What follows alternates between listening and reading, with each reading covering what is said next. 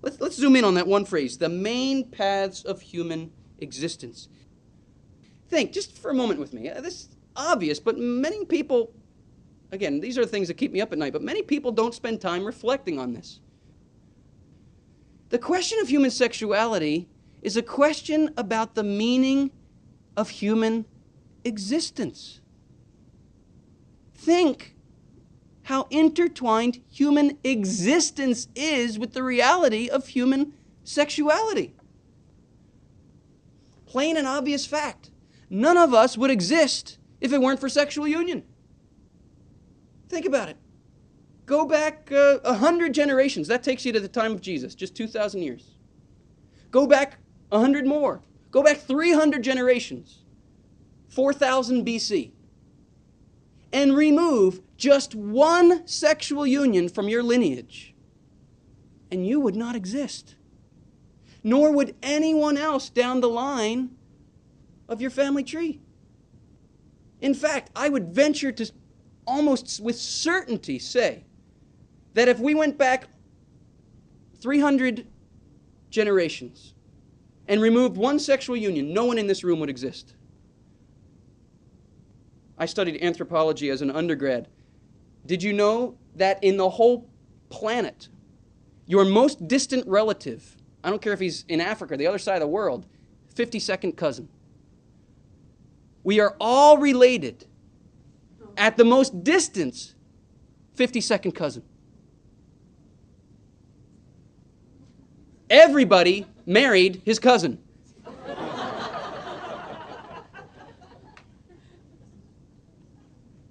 If you got 6 fingers, it was too close.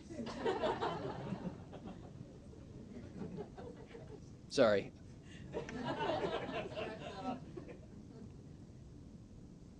My point here, sexual union is absolutely intertwined with human existence. Same scenario, go back 300 generations and just insert one contracepted union into your lineage, and you would not exist, and nor would probably anybody else in this room. Sexual union changes history.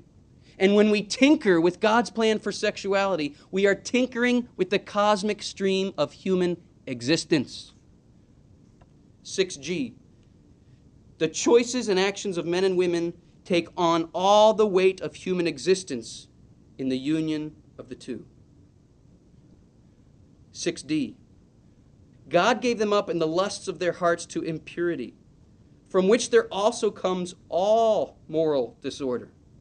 The impurity of lust distorts both sexual life and the operation of social and economic life.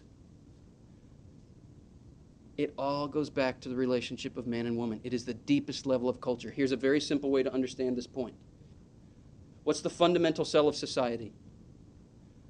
The family. What's the origin of the family?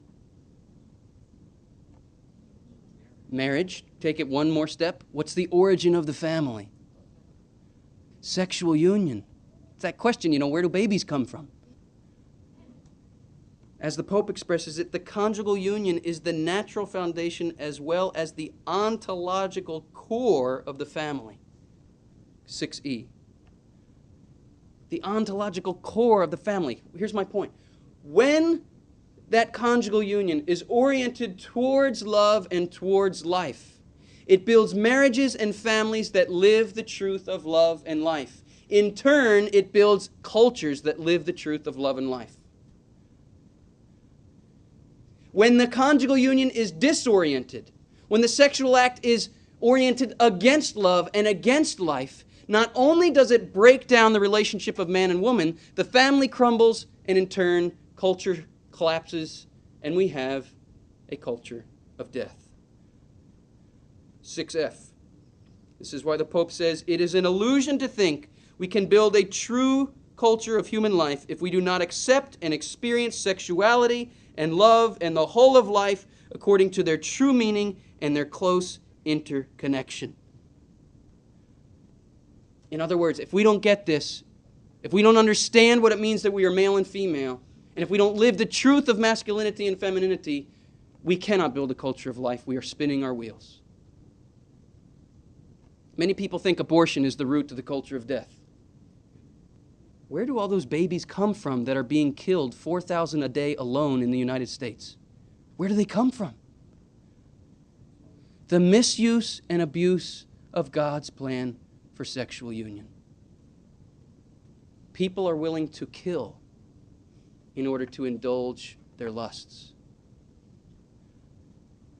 This is why the first major catechetical project of the Pope, even before his major teaching on the Creed, was devoted to developing a biblical vision of sexual love.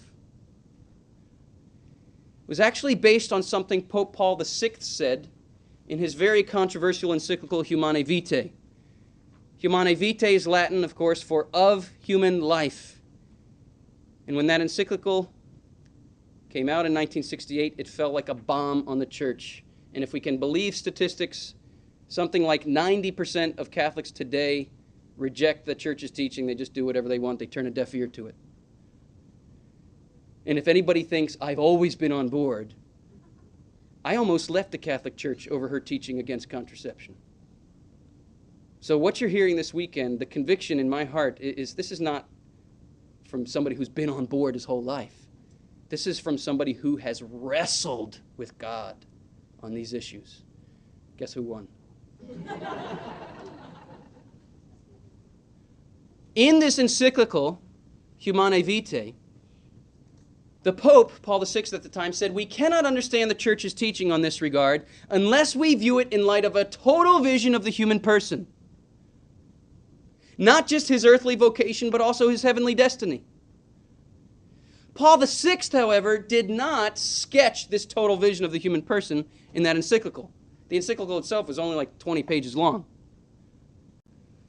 John Paul II does sketch this total vision of the human person, and that's what the first half of his theology of the body is. This total vision of the human person is what the Pope calls an adequate anthropology. And by sketching this total vision, the Pope shifts the whole discussion of sexual morality away from the legalistic, how far can I go? He shifts this to the question of the meaning of life. What does it mean to be human? Why did God make us as sexual beings in the first place? He made us male and female for a reason.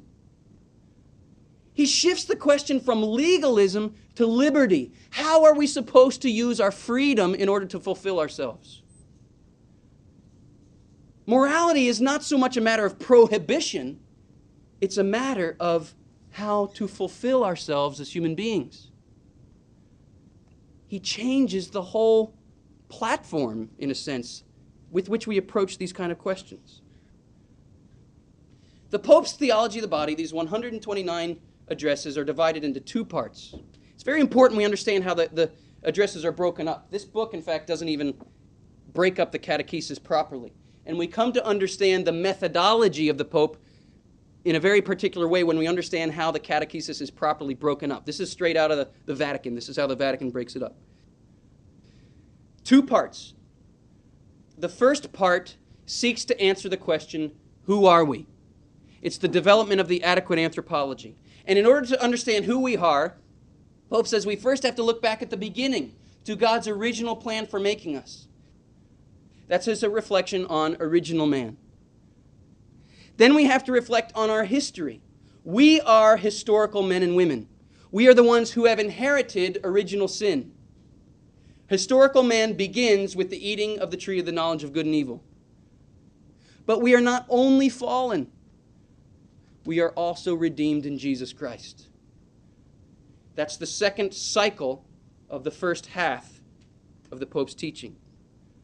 The third cycle, the Pope says we don't only look at our origin and our history, we must also look at our destiny. Where are we headed? It's a reflection on the Eschaton. The Eschaton is that ultimate reality. Christ returns, and the marriage of the Lamb will be forever consummated. So he reflects on eschatological man. Don't be afraid of the big words. Part 2 of the catechesis is where the Pope applies this total vision to the question of how are we to live. We cannot know how we are to live until we first know who we are. the Pope looks first at the Christian vocations. First celibacy, and then marriage. And then he concludes in the 6th cycle of the Theology of the Body by reflecting once again on the question of sexual morality, particularly the encyclical Humanae Vitae. Now, that being said, this is going to be the very structure of our weekend. We are going to go through each of these 6 cycles with this introductory setting the stage lecture, and then at the end, after we go through the 6 cycles, we'll wrap it up with a concluding lecture. It is very important for us to realize before we go through this, and for those of you who have listened to the first series or other tapes or read anything about the theology of the body, I hope you realize that it is not just a catechesis on sex and marriage. It certainly is that, but it is so much more. What we learn is that by coming to understand the meaning of the body, sexuality, marital love, we come to understand the very meaning of life. Curiosity about sexuality, so often labeled as innately prurient or perverted, actually leads us, if we stay the course, and if we seek to see it as God sees it, it leads us into the heart of the Christian mystery and to the very meaning of human existence. We mustn't be misled by the term theology of the body as if it were only part of our understanding of what it means to be human, as if we also needed to add to this a theology of the soul. The main point here, or the uniqueness of the Pope's project, is his assertion that a total vision of the human being is precisely a theology of the body. That being said, the Pope himself says that the phrase theology of the body applies to much more than he actually addresses. He zooms in on the question of sexuality and marriage. He says other issues like suffering and death, these are clearly part of a theology of the body, although he doesn't address them per se. But 7b, even in its limited scope, the Pope's catechesis on the body affords the rediscovery of the meaning of the whole of existence, the meaning of life. Therefore, it is this theology of the body which is the basis of the most suitable method of the education, in fact, the self-education of man. What we're talking about here is an education in what it means to be human. 7a. What we learn is obviously important in regard to marriage and the Christian vocation of husbands and wives. However, it is equally essential and valid for the understanding of man in general, for the fundamental problem of understanding him, and for the self-comprehension of his being in the world. How many of you are looking for the meaning of life? This is what we are here to talk about this weekend.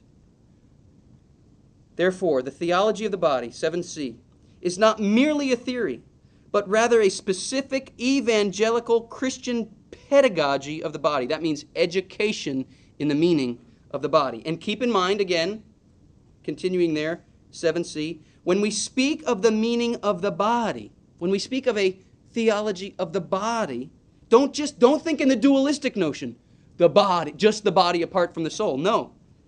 When we speak of the meaning of the body, we refer in the first place, the Pope says, to the full awareness of the human being. And so, 7d, understanding Christ's revelation regarding the human body and its redemption concerns the entire Bible. It plunges us into the perspective of the whole gospel, of the whole teaching, in fact, of the whole mission of Christ. This is not a little side issue here.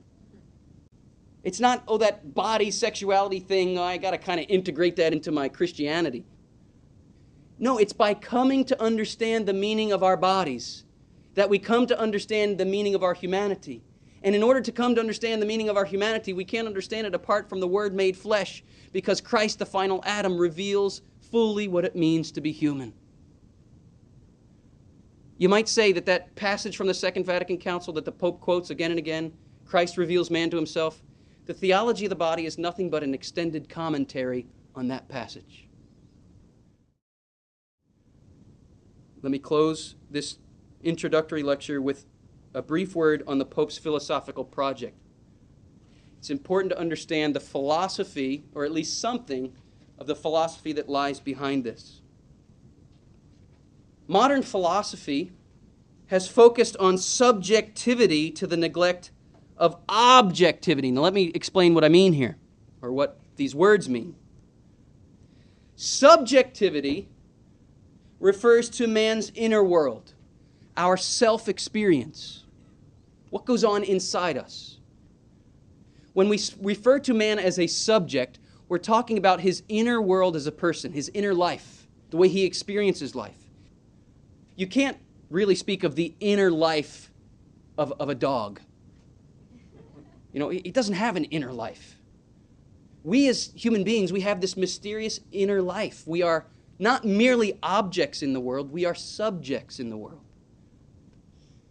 So when we talk about subjectivity, and we'll be talking about this a lot throughout the weekend, we're talking about man's inner dignity, his inner world, the fact that he is a person and not merely a thing.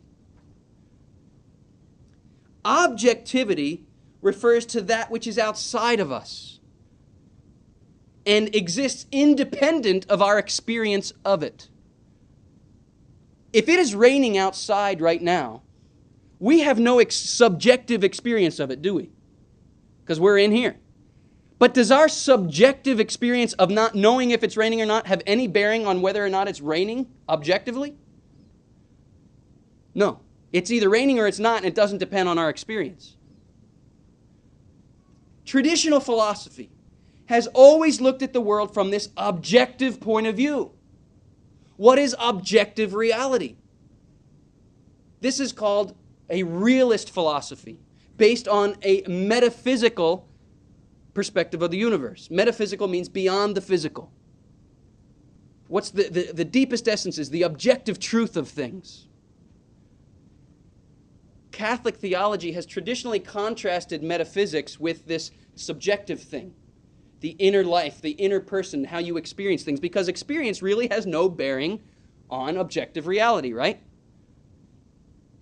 However, even if there is a danger in focusing on the subject apart from objective reality, it's called subjectivism, right? What is subjectivism? It's when somebody says, that may be true for you, but it's not true for me. Subjectivism. There's a danger in focusing merely on the subject apart from the objective truth. But we can gain tremendous insight if we maintain objective reality and seek to understand it through our experience. For example, if it really is raining outside, if that's the objective reality, we could all right now walk out of this hotel, out into the rain, and experience it. If something is really true, we should be able to find confirmation of it in our experience, right? That's the Pope's philosophical project. To link the subjective inner world of the person with the objective outer world of reality. I summarize it this way at the bottom of page 7. Modern philosophy has focused on subjectivity to the neglect of objectivity, and thus has erred by divorcing freedom from truth. At the same time, modern philosophy has challenged men like Wojtyła to recognize that traditional formulations of the faith may well have focused on objectivity to the neglect of subjectivity. To the modern mind, traditional formulations of the faith can therefore seem abstract. For example, how often have you heard somebody say, "Oh, the church's teaching is so abstract. What does that have to do with me and my experience?" The way modern men and women think is very experiential. We look to confirm things in our experience. The Pope doesn't throw out the baby with the bathwater here. Even if this modern shift towards the subject has led towards moral relativism and subjectivism, the Pope says, hey, let's see what's good here. Let's reflect on human experience and see what we can discover. So the Pope, just like great theologians before him, have linked theology with an underlying philosophy. For example, Augustine linked his theology with the philosophy of Plato. Aquinas linked his theology with the philosophy of Aristotle. The Pope inaugurates a new era for the church, you might say, by linking his theology with the modern philosophy known as, don't be afraid of the big word here, phenomenology. Phenomenology is a bit hard to grasp in that there are so many variants of it, you can't really pin it down. But from the Pope's perspective, it's not threatening at all. It's very refreshing.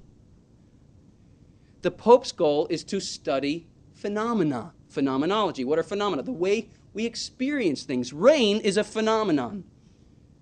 And we can go step out in the rain and experience it.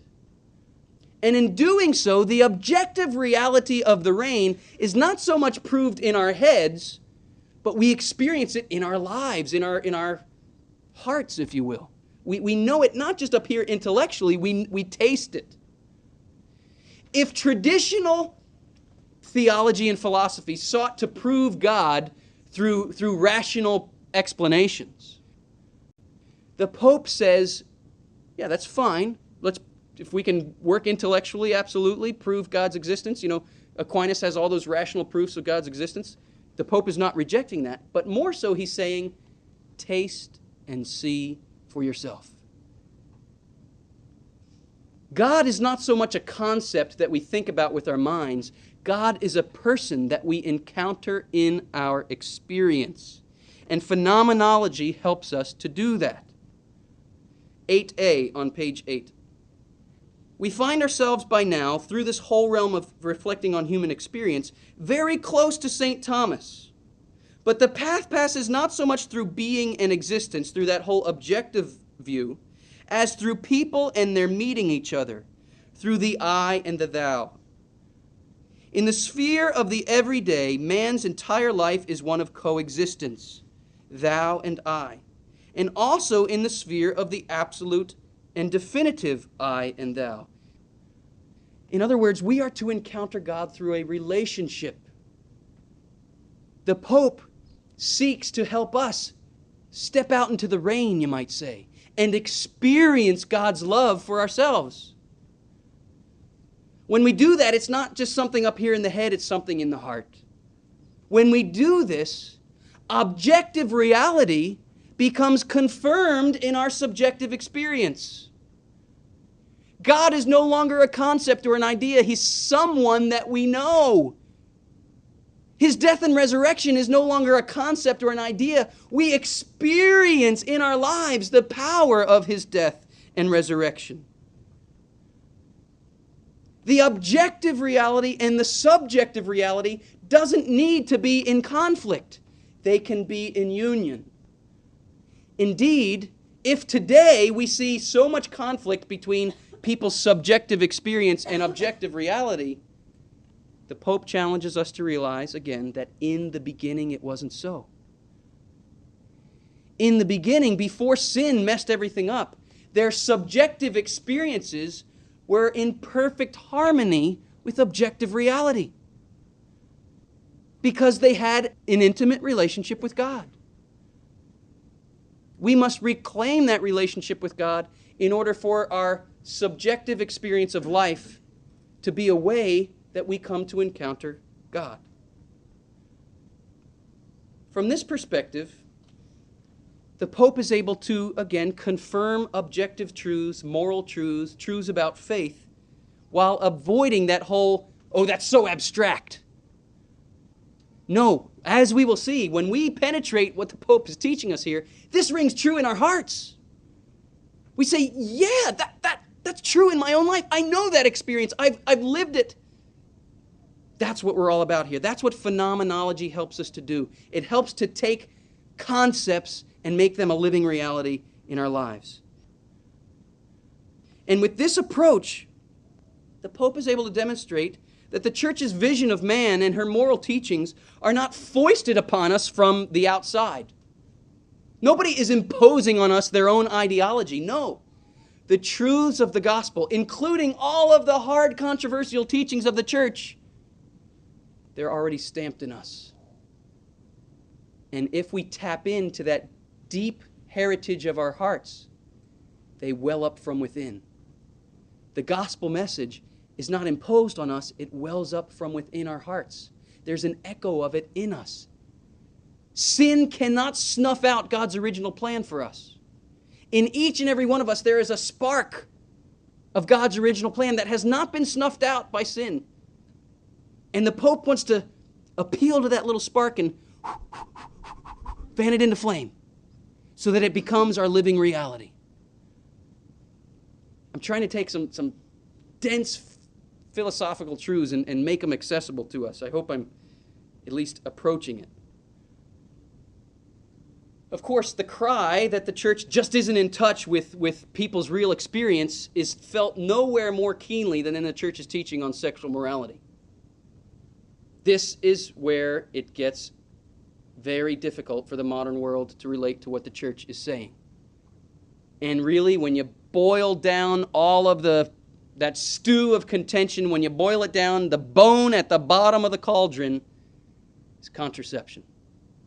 Indeed, one of my favorite puns, the church's teaching on contraception is where the rubber hits the road. Now, traditionally, with the objective point of view, the objective philosophy that has informed the church's teaching, church pronouncements on sexual matters have focused mainly on the exterior and objective duties of the spouses and the objective end of the sexual act. Now, looking just objectively at the sexual act, what is the objective end and purpose of the copulation of male and female? Procreation. And so in the tradition of the church, you have had this emphasis on procreation being the primary end of the sexual act. That is true. But that has yet to penetrate this subjectivity of the persons, the inner world of the persons, and the experience of conjugal love. And so I think there's a valid criticism against much of church explanation in the past that it focused on the objective end to the exclusion of that inner experience of conjugal love. The Pope, you will find, speaks much more about the interior meaning of the sexual act as the self-donation of man and woman to one another than about the objective end of sex being procreation. This is called the Pope's personalist ethics, his personalism. It's an understanding of morality that takes into account the inner experience of the person. How we long for love, how we hope for love, how we experience love, and how that which is objectively immoral contradicts love. And that is also, we will see, confirmed in our inner experience. If it's really raining outside, put it this way, if contraception is really immoral in the objective sense, then we should be able to step into that and experience that it does us harm, that it is damaging to my own being as a person, that it doesn't bring me the happiness I thought it would, that it's a counterfeit. That should be confirmed in our experience. But in order for this objective-subjective thing to come together, we must make ourselves like little children. Only little children like to play in the rain, right? We have to be willing to get out in the rain and splash in it and realize that it's very good. That the objective order of the world is not meant to keep us from happiness, it's meant to bring us happiness. Only if we make ourselves like children will we realize this. Now, the Pope has been criticized by some for focusing so much on subjective experience. Some have criticized him and said there's a danger here that he's going to divorce himself from objective truth. He does not. Through his explicit appeal to personal experience, the Pope provides a subjective resonance, you might say, for objective norms. 8b. In this renewed formulation, the traditional teaching on the purposes of marriage and their hierarchy, procreation of children is the primary end, mutual help of spouses is the secondary end, and the remedy for concupiscence is the third end. That's the hierarchy of the ends. This is not done away with. It is reaffirmed and at the same time deepened from the viewpoint of the interior life of the spouses. 8c. Sexual morality is within the domain of the person. It is impossible to understand anything about it without understanding what a person is. The personal order is the only proper plane for all debate on matters of sexual morality. We have to take account of the experience of the person, the Pope is saying. And that's what it means that the Pope uses a personalist philosophy to understand objective norms. The Pope's personalism. It's all summed up in what the Pope calls the personalistic norm. The personalistic norm states in its negative form that persons are the kind of beings that do not admit of being used. You know in your own experience, I know in my own experience, that if somebody uses you, if somebody treats you as a means to an end, this violates your dignity. Maybe you work for a boss who just treats you like a cog in the wheel to make him more money. And you sense in your own experience, this is a violation of my dignity. Maybe you have flashbacks to experiences in the backseat of a car as a teenager where somebody was using you for his or her own gratification. You know in your own experience that that is a violation of your dignity. The personalistic norm says you may never, ever be treated as a means to an end. That is a violation of your dignity. The positive form of this states that the only proper response to a person is love. So for this Pope, the opposite of love is not hatred. The opposite of love is to use someone as a means to an end. This we sense in our own experience is a violation of our dignity. And through the Pope's philosophical approach, we come to realize that every teaching of the Church is simply meant to safeguard this truth, that you may never, ever be treated as a thing, as a means to an end. You are meant to be loved. That is your dignity. That is your greatness. And so the Church's teaching is a call for all of us to embrace our own greatness.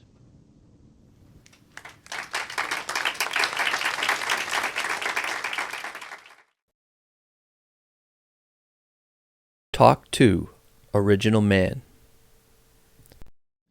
We are now going to go right through the Pope's catechesis, beginning with his reflections on original man. Original Man consists of 23 general audiences delivered between September 5, 79 and April 2nd, 1980. You will find right underneath the title Original Man is the pages that correspond in this one volume. If you follow these pages, your book will end up being divided in the proper way according to the 6 cycles. The Pope, even though his goal is to reflect on the creation accounts of Genesis, begins with the words of Christ. And in fact, in each of the cycles that develop the adequate anthropology, the vision of man, he begins with the words of Christ. This is a deliberate anthropological statement. In other words, it's a deliberate statement about who man is. Why would the Pope begin with the words of Christ? What's that key statement from the Second Vatican Council that he always quotes? Christ fully reveals man to himself.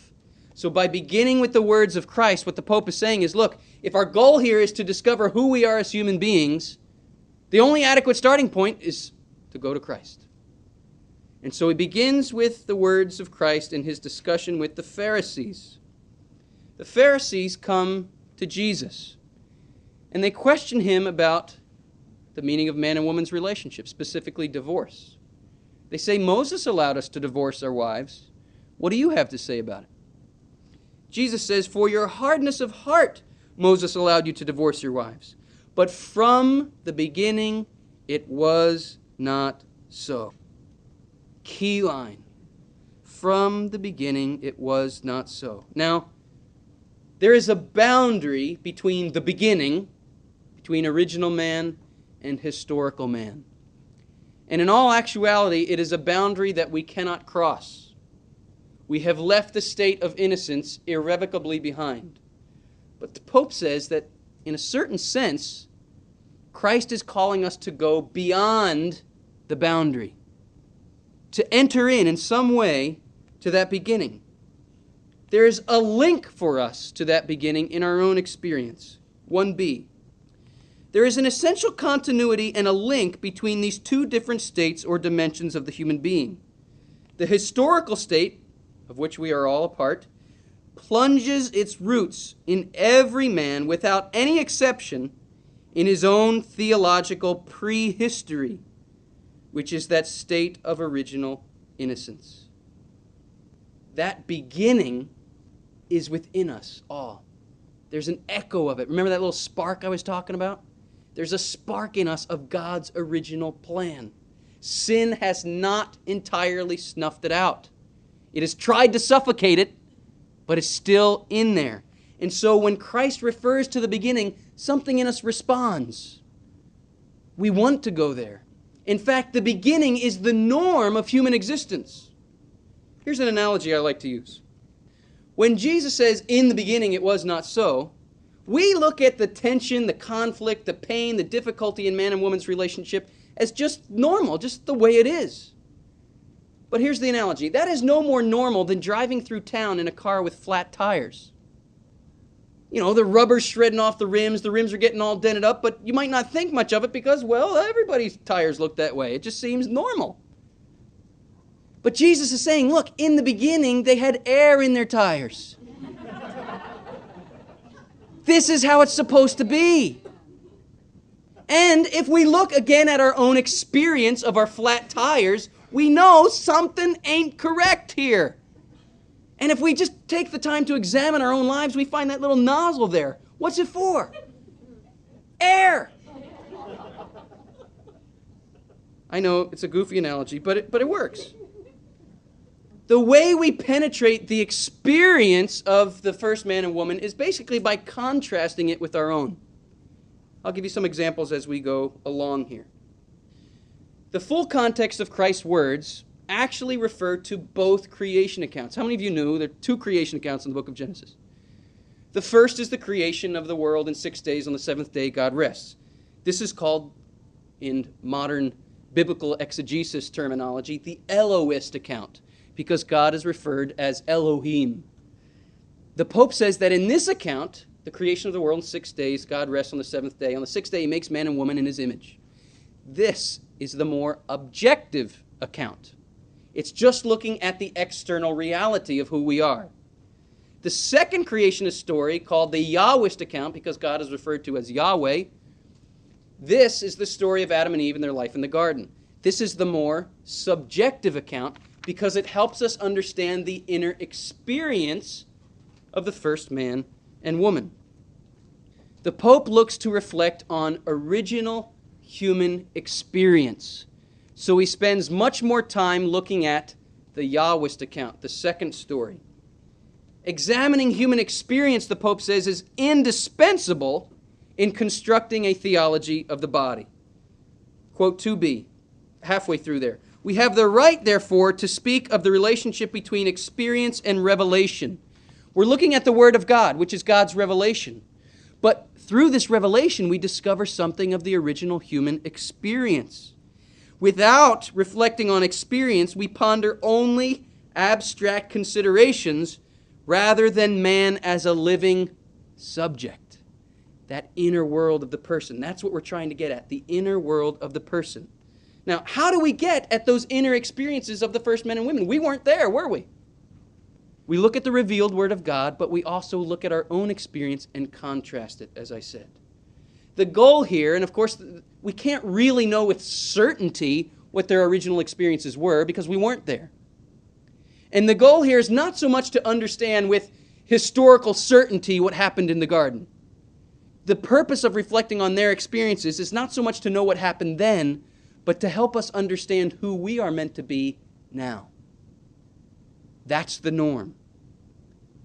The only way we can get to that mysterious beginning is through, as the Catechism says, the symbolism of biblical language.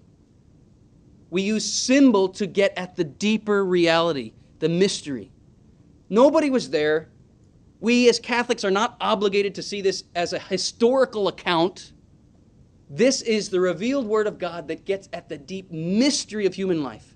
Historically speaking, we know there was an original man and woman. We know they disobeyed God, but we are not obligated to believe it was an apple they ate and a talking snake and all that stuff. Something diabolical happened at the beginning.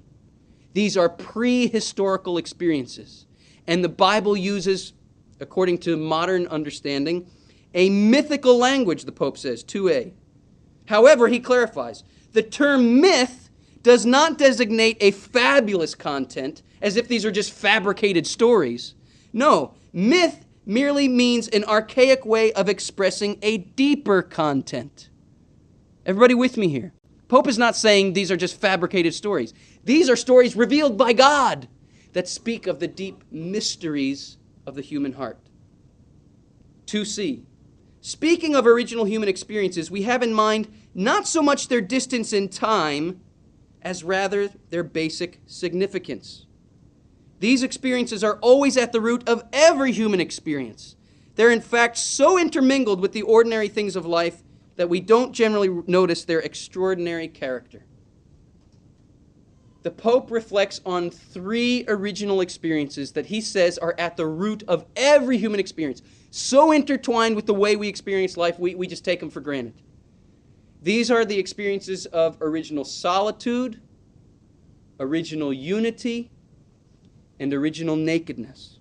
We will look at each one. Again, we're focusing in on that second creation story to get at the subjective reality of the person. Original solitude is the first discovery of personhood, of the fact that we are different from the animals.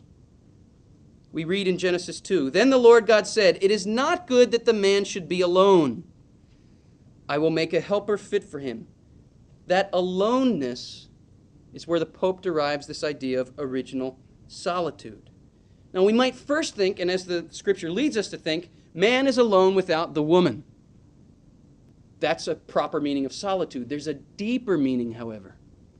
Not only is man alone without the woman, but man, the human being in the generic sense, and interestingly, the Genesis text does not distinguish between male and female until the man is put into the deep sleep and he awakens male and female. Adam, that original man, is not so much male. He is man in the generic sense.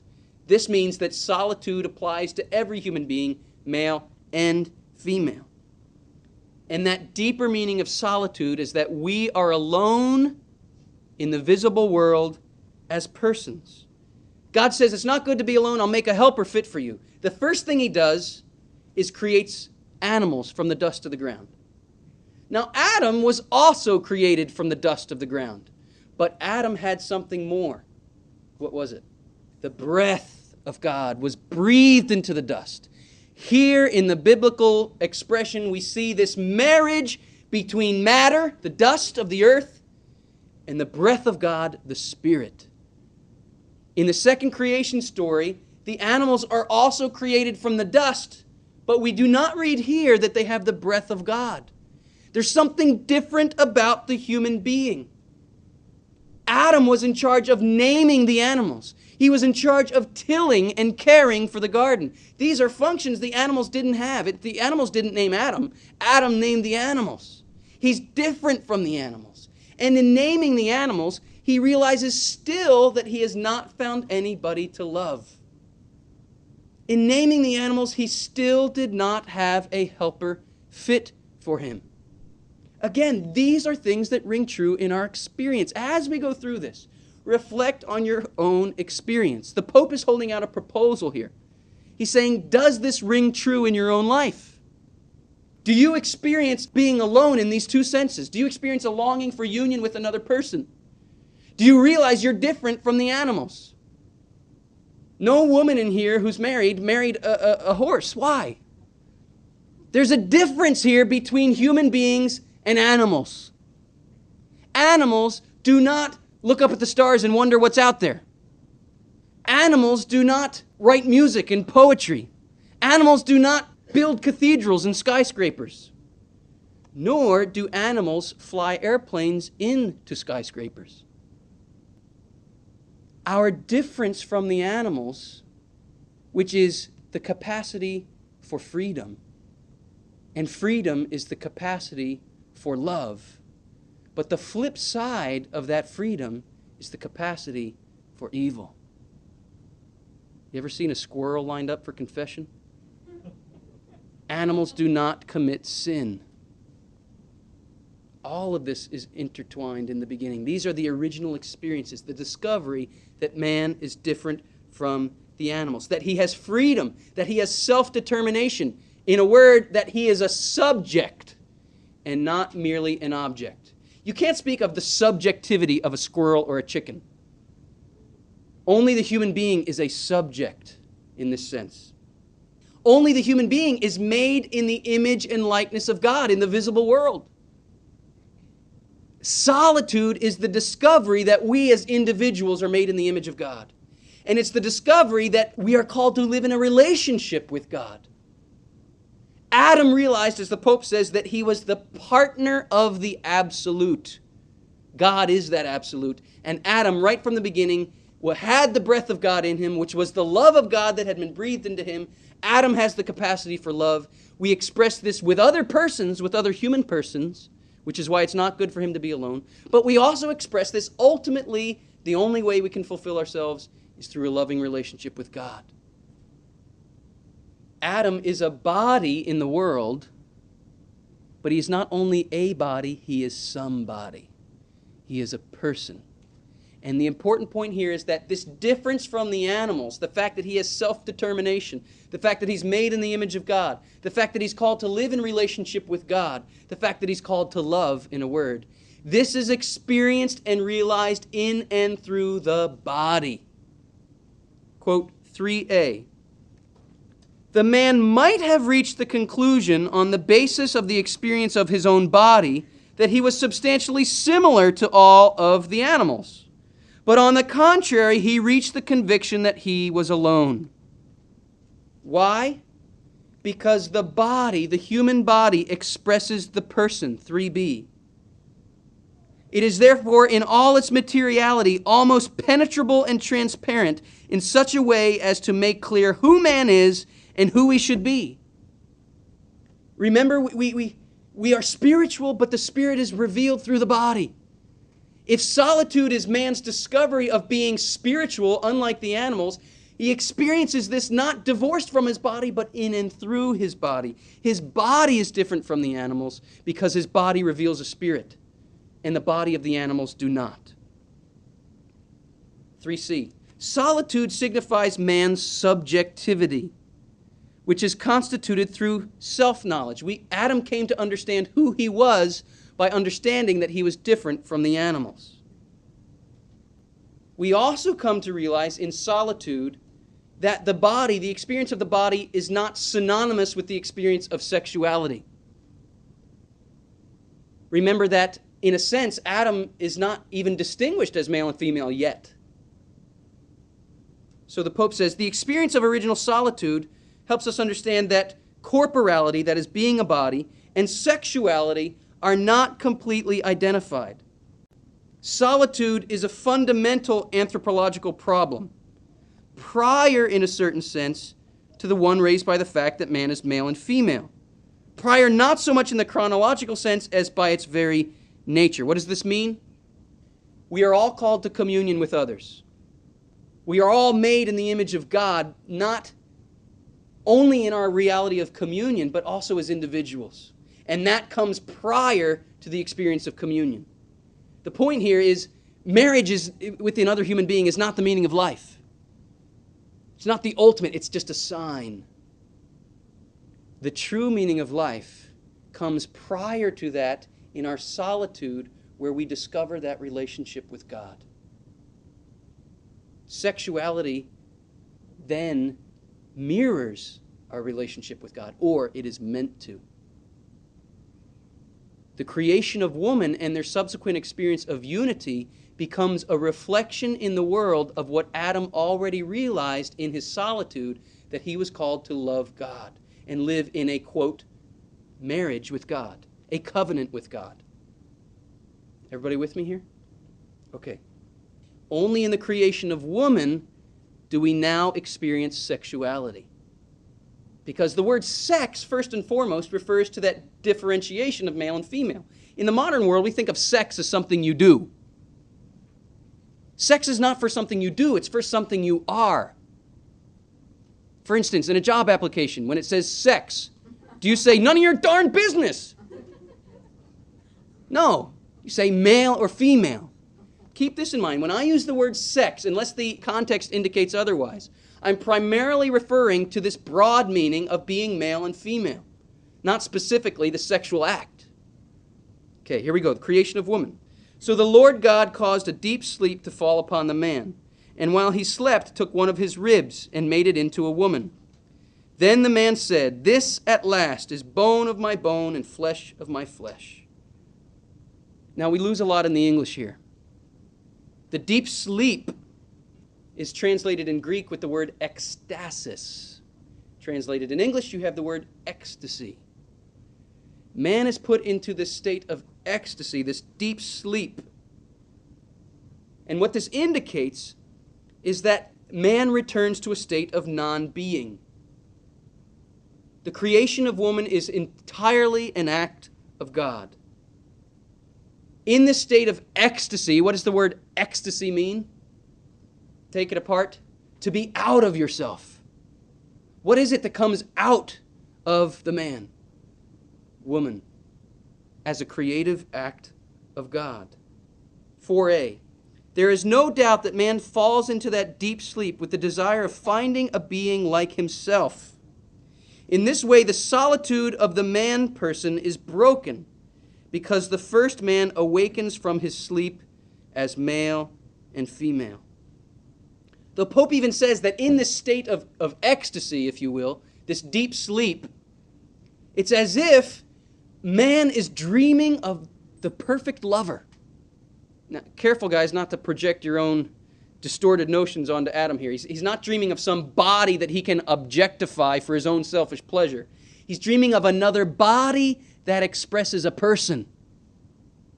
He's looking for someone to love. He's just named all these animals and didn't find anybody to love. Yet the deepest desire in his heart is to give himself away in love. Why? Because he has the love of God in him. And if you have the love of God in you, you must share it. 4b. Imagine as we read this, imagine the sentiment of the man when he awakes and he discovers the woman. Having named all the animals and not found anybody to love, Adam's words, bone of my bone and flesh of my flesh, they express wonder and admiration, even more the sense of fascination. Exclaiming in this way, he seems to say, here at last is a body that expresses the person. In other words, in looking at the body of Eve, he saw a body that revealed the spiritual reality of the person. None of the animal bodies could do that. So Eve also shares Adam's solitude. Very important. Eve shares Adam's solitude in that she is different from the animals. She too is a person made in the image of God and called to love. So the Pope speaks of a double solitude.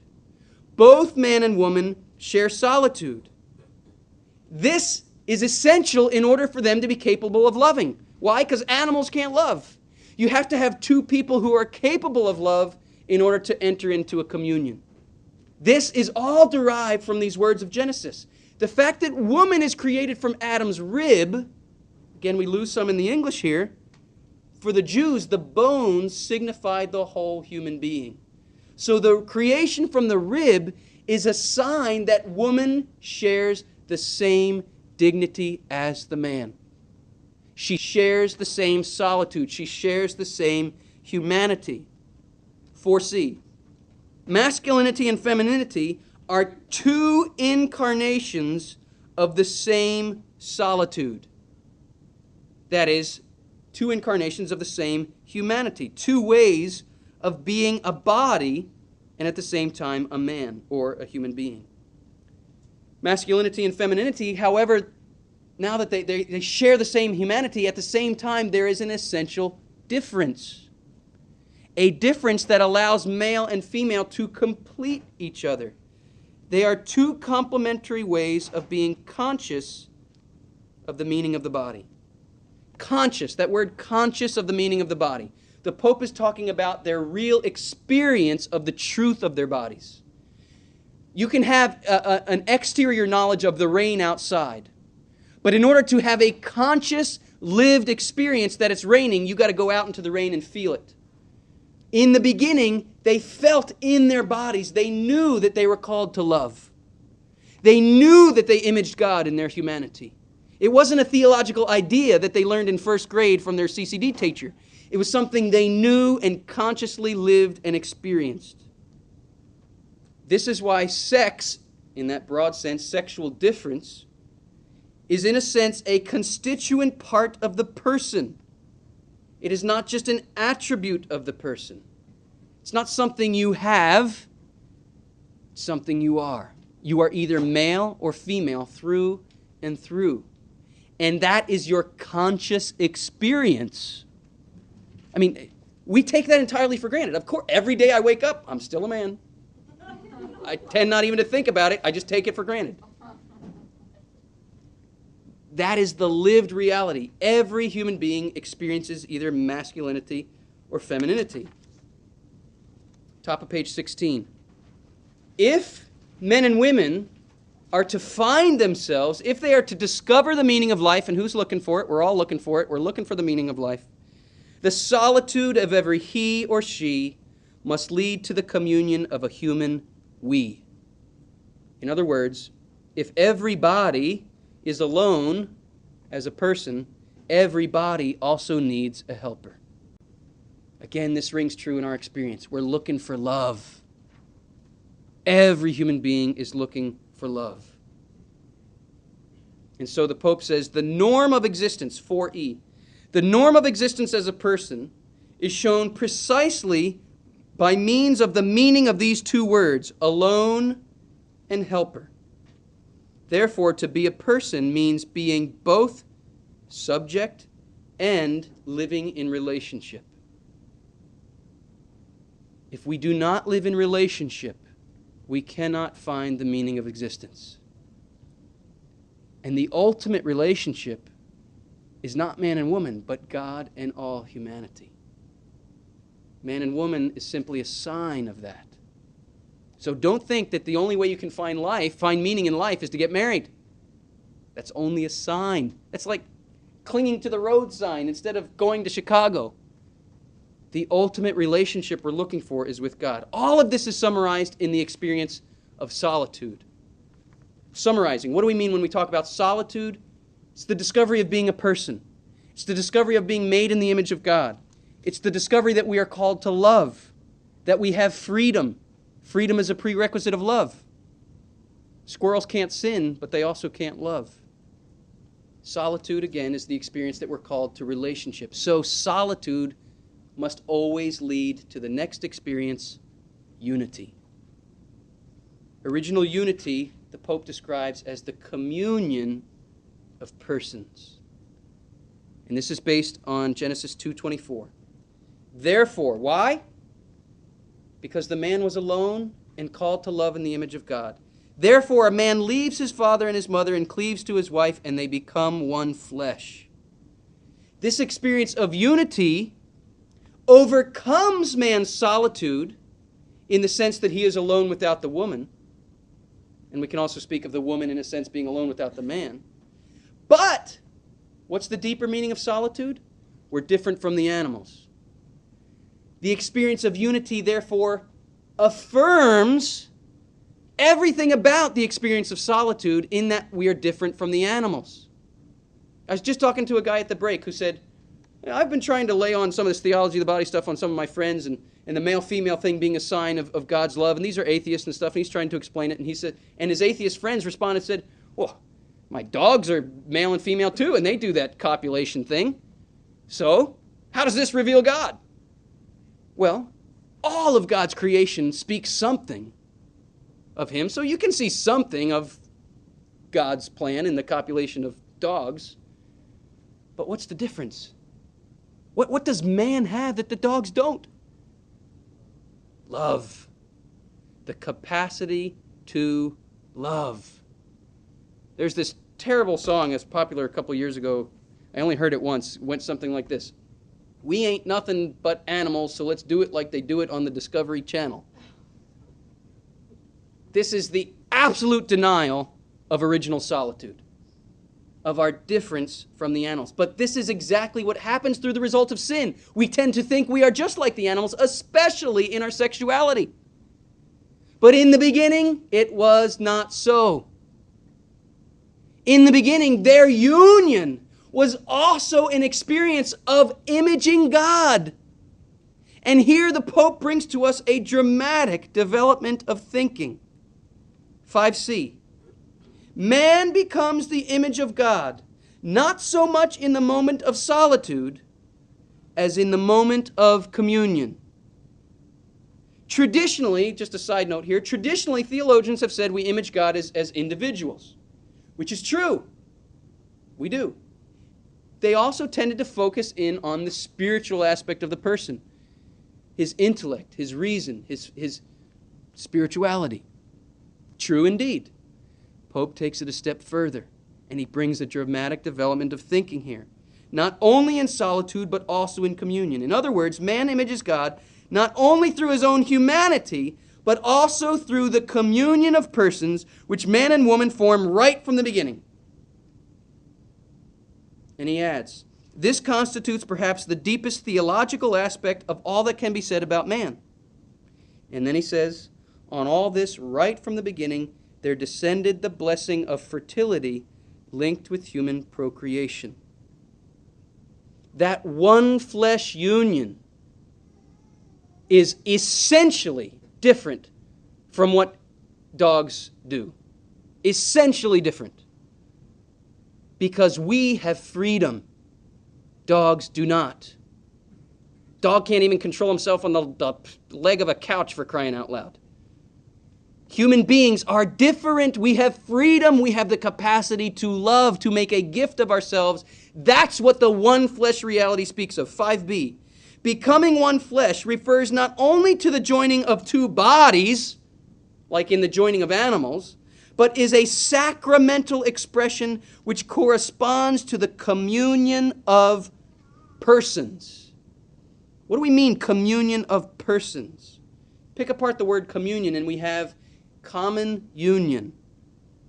The common union of man and woman is where one freely gives himself to the other freely receives that gift and gives herself back. And in this way they establish on the level of persons, on the level of love, they establish a common union. The Pope also uses, or tends to use the word participation. Through the experience of unity, man and woman participate in the goodness and the gift of the other. 5a. Communion, the Pope says, is a mode of being and acting in mutual relation to one another, not just in common with one another, such that through this communion, they mutually confirm and affirm one another as persons. When you give yourself away to another, and when that other receives your gift and gives herself or himself to you, you feel affirmed, you feel blessed, you feel more like yourself than you ever felt before. That's the experience of communion. So, 5d. The one flesh unity of which Genesis speaks is undoubtedly what is expressed and realized in the conjugal act. However, the biblical formulation does not permit us to stop at the surface of human sexuality, but obliges us right from the beginning to see the fullness and depth characteristic of this unity. This is the simple truth of the communion of persons. The guy who wrote that song, "We Ain't Nothing But Animals, Let's Do It Like They Do It on the Discovery Channel," obviously did not read the Pope's Theology of the Body.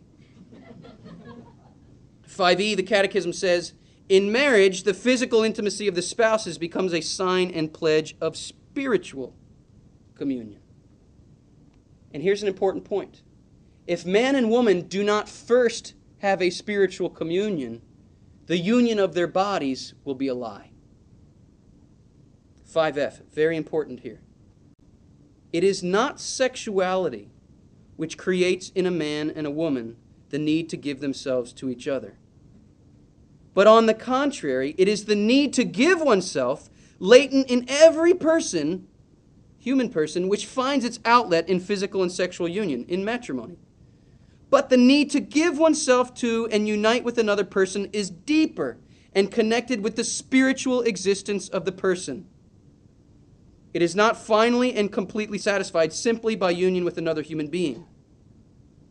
Considered in the perspective of the person's eternal existence, Marriage is only a tentative solution to the problem of a union of persons through love. What's the point? Sexual union is not the end-all and be-all. It's how we express in this world that deeper spiritual desire for union. Or that's what it's meant to be. And this is precisely why the devil attacks this, because he doesn't want it to be an expression of the Spirit, because if it's the expression of the Spirit, then it will get us in touch with God. And he doesn't want us to be in touch with God. How many people think that sex is the last place to look for God? It was not so in the beginning. Now, this quote 5G here is perhaps one of the most difficult concepts of the Pope's teaching, and I'm going to make a crack at it here. Here we go. In every conjugal union of man and woman, there is renewed in a way the mystery of creation in all its original depth and vital power. Okay, that's not too difficult there. What he's saying is that every time a man and a woman unite in one flesh, in a sense, they're tapping into God's original plan, and they're meant to be renewing it. Man and woman uniting with each other in the conjugal act return in that way to that union in humanity, bone of my bone, flesh of my flesh, which allows them to recognize each other and, like the first time, to call each other by name. Very poetic. This Pope, he's a mystic and a poet. Remember, Adam looks at woman and says, "You are woman." And we can imagine Eve, "You are man." Man and woman, today, in our historical existence, we are meant to name one another. We are meant to discover who we are as persons in that gift of self, in that marital embrace. Here's where it gets tricky, however. Listen to this. This means, that is, reliving that original reality, this means reliving, in a sense, the original virginal value of man, which emerges from the mystery of his solitude before God. The Pope is saying here, in some way, that a true marital act is not a loss of virginity, but it's a living of the truth of virginity. The original virginal value of man. What the heck is that? The Pope brings a deeper understanding of virginity to us. We tend to think of virginity as, okay, you've never had sex with anybody. And you say, "I lost my virginity." Well, that means you had sex. Okay. Virginity, in what the Pope is getting at here, is synonymous with the integrity of the body and the soul. That there is no rupture of the body and the soul. Virginity means the human being is untouched. He's virginal, untouched by the rupture of body and soul. In the beginning, remember, their bodies and their souls were united perfectly, integrated. So when they became one body, they also became one spirit. It was a spiritual love they were expressing. And in this way, they were confirming what it meant to be human. They were confirming the dignity of the body. They were confirming the dignity of the person. This was not a loss of anything. This was a gain. The loss of virginity, in this deeper sense, comes with the dawn of sin when the body and the soul breaks. It's ruptured. And now people typically experience sexual union not as an integrating experience, but as a disintegrating experience. And in this way, sexual union becomes a loss of virginity. Or we could say it is an affirmation that our virginity has already been lost. Do you see what I'm getting at here? Do you see what the deeper meaning of virginity, just in review, is the integrity of the body and soul, untouched by the rupture of sin. When man and woman unite in one flesh, put it this way, a man and a woman who have allowed Christ to transform their sexual desires, not that we ever experience that perfectly in this life, and we'll spend all morning tomorrow talking about how we do this, their experience of the marital act is not a loss. They are slowly regaining their original integrity. And so it becomes a reliving of the original virginal value of the human being. Virginity is man's solitude before God. It was when man stood as a body united with his soul before God. And the original unity returned them because they became one body. One body standing before God. It was in a sense that unity took them back to their solitude. And in that way, it was a rediscovery of their virginity. This will be one of those points where you have to rewind the tape. Okay. Another key point, 5H. In the entire Bible, Genesis 2:24, the two become one flesh, can be considered the fundamental text on marriage. These are the words that constitute the sacrament of marriage, and they will have in the revelation of God an ample and a distant perspective. This unity through the body possesses an ethical dimension and also a sacramental dimension. This is very important. An ethical dimension and a sacramental dimension. What John Paul will eventually unfold for us is what I term the ethics of the sign. That one flesh union is a sign in the world of God's love. It is meant to be a sign in the world of God's love. So all ethics will come down to a very simple question. Does this truly image God's love or does it not? Does this behavior, does this act, does this thought truly image God's love or does it not? That's the ethics of the sign. We will come back to that. Let's look to the third experience. We've looked at solitude, unity. Now let us look at original nakedness. In Genesis 2:25 we read, "And the man and his wife were both naked and were not ashamed." Genesis 2:25, these words allow us to penetrate the inner experience, that subjective experience of man and woman, the Pope says, with precision. But the only way we can get into their experience is by contrasting it with our own. How do we do this? Let's look at our experience of shame. We have all inherited this shame in our nakedness. Why? What's it all about? The Pope, as a philosopher reflecting on human experiences, reflecting on phenomena, phenomenology, he has to ask the question, why do we experience this shame? This is a proposal, and you tell me, or you just look in your own heart, does this proposal ring true in your heart? Suppose, ladies, you're getting out of the shower. You're not ashamed being naked when you're alone, unless you're doing something shameful with your nakedness. There's nothing shameful about being naked in that sense. But suppose a stranger were to burst into the bathroom while you're there drying off. What's the immediate reaction? Why? And why specifically do you cover those parts of your body that distinguish you from the opposite sex? Here's the Pope's proposal. Deep within our hearts, we know that we are meant to be loved. Never, ever used.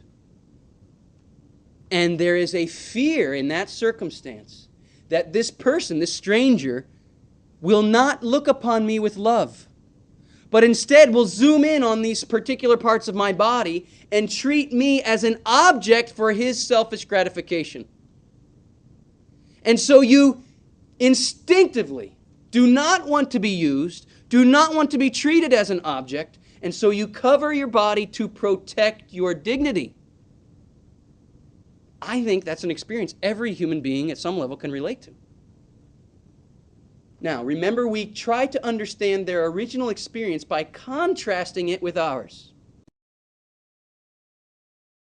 To continue Talk 2, Original Man, proceed to CD 3.